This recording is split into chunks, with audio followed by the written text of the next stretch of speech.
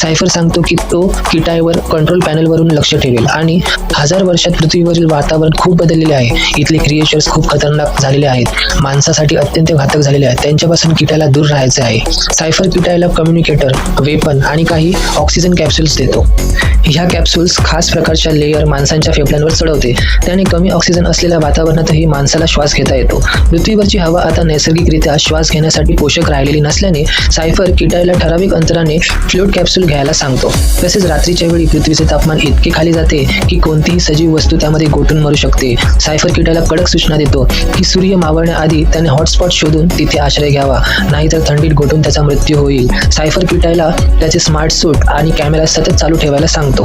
सायफर आपल्या पायांना स्कॅन करतो, वेदना कमी करण्याचे औषध घेण्याचा प्रयत्न करतो, पण औषध घेतल्यावर माणसाला झोप येऊ शकते. ही वॉर्निंग आल्यावर सायफर ते बाजूला ठेवतो, कारण सायफरला आता आपल्या मुलाची काळजी आहे. आता किटाय आपल्या प्रवासाला सुरुवात करतो. तो आता एका जंगलात पोहोचलेला आहे. सायफरने त्याला आधीच फ्लाइंग कॅमेरा लॉन्च केलेले आहेत.